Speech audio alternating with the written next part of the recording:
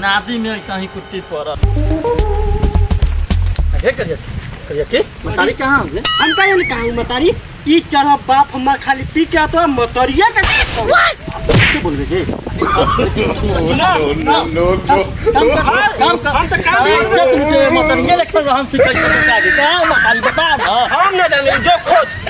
लोटा बाल्टी ऐसा ही फेंकल है गे भोसरी भूख के गाल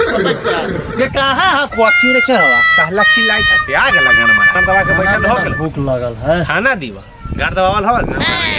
कहाँ गेल गेला ले चौकवा पर आए चल कहाँ गेला ले चौकवा पर गेल है बतिया दादा पे ध्यान वाला गेला चौकवा पर दादा रहल बा चौकवा दादा रहल मुंह लगावे जादे हमरा से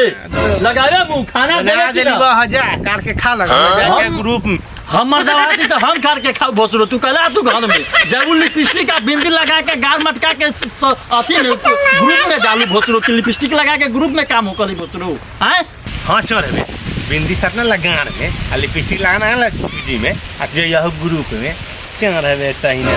न कमाम न त 3 टाइम जे बैठ के गोड़ चपटी जे खा लो से अपने बाप के गाड़ में खाए दो गोली के चोदल चढ़ बना के धर देली बा खाचना ला ठूसना लगा जा एक थरिया काट लिया ठूस लिया हमरा देवे के समय न है हम जाई थे पर इंतजार करे हम दादी तो हम करके खाऊ तू कथि लागी हाथे घर में के भोसरी गंदी ये खचरी के कहां दे चल खा दे कर के देखा हमर दावा होके कार के खाओ ए चोरवा के हमर दावा हाथी त कार के खाओगे भोसरी मुंह लगलू त मारम तबरा के मुंह में छेड़ी गिरा दे अरे ताकत दिखा छे चढ़वा ताकत पशु के मार बुला गेलू न देबो खाने जो कार के खा लेगा कार के दे जो कार के खो जो पशु के मार बुला गेलू मार ज्यादा ताकत हो गेलू दिखावे ताकत रे चढ़वा हां दे बस का दिला हम दे चढ़वे ताकत हो गेल ज्यादा ज्यादा ताकत न देबो 2 लाख न देबो अपने कार के खो पशु के मार बुला न देबो न पशु के मार बुला गेले गे न देबो बुला गेले पशु के दिला ताकत भेल फरियाबे हां ज्यादा ताकत फरियाबे हां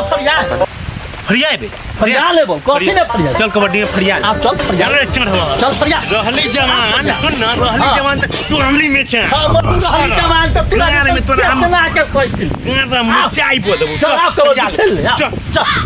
चल आवेली चल चल न जाम हम ऑफिस न आओ तू अपन सारा साइकिल बहन पाक लेके आ चल आज का मैच लेडीज बनाम लेडर्स के बीच खेला जाएगा जो कि कबड्डी मैच है। देखने में बहुत आनंद मिलेगा आप लोगों को, देखिए और भरपूर आनंद लीजिए। लेडीज और लेडर्स दोनों टीम के कप्तान आइए, बताइए आप लोग काहे मैच खेल रहे हैं। ई दोगला चढ़वा के बुझाल कि मौगी से खाली चूल्हे मैच लगता है, गाड़ में आंचे लगा देबो। आओ ना चल ना फरियाना ले, आओ आज फरिया ले मैदान में, चल आओ आज करा ले आओ आज मर्दवा के पावर मुझा दे तू आजा कुछ बुझा जा तो आओ आज पावर बुझा जा। आओ आजा टॉस में कौन बोलेगा। ये चूल्हा जरौना बोलता है, एकरे बोले दिया हम ही बोलम, ये बोला को ना बोलम हम बोल ना रे जी दोगला, हम बोलम, आप बोलिए। हम बोलम, बोल हम बोलम। ये आप लोग को अभी मिला था, ये लेडीज के साथ मैच खेले। चैलेंज कैले बा हमर मेहरारू, सही बात। मर्दावा पर सवाल उठैले बा, उड़ाओ अपने टॉस उड़ाओ। ठीक तो भारत आपका है, पैसा आपका है। जी ठीक बा, ठीक पैसा नहीं तो भारत अगला मैच शुरू कीजिए। दोनों टीम के कप्तान अपने अपने टीम को ग्राउंड में बुलाइए और मैच को शुरू कीजिए।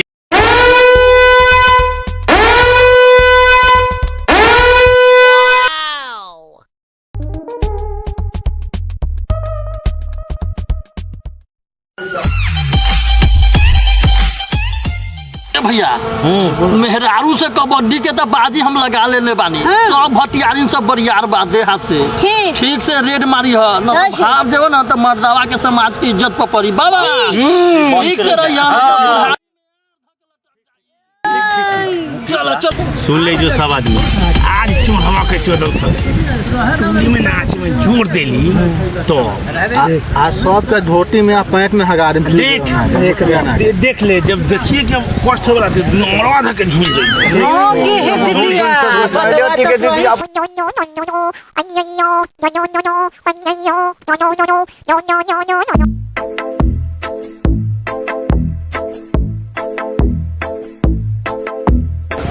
टीम लेडीज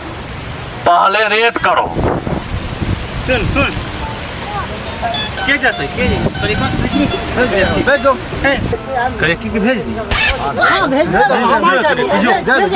हाँ जाओ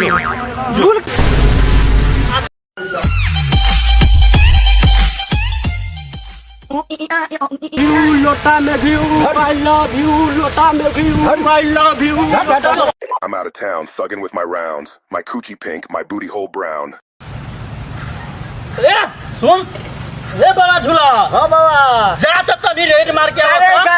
जा जा जा दमरेल के कोठी पर साथ में हम तोहर भतार कोठी पर साथ में हम तोहर भतार बाबा बाप रे बाप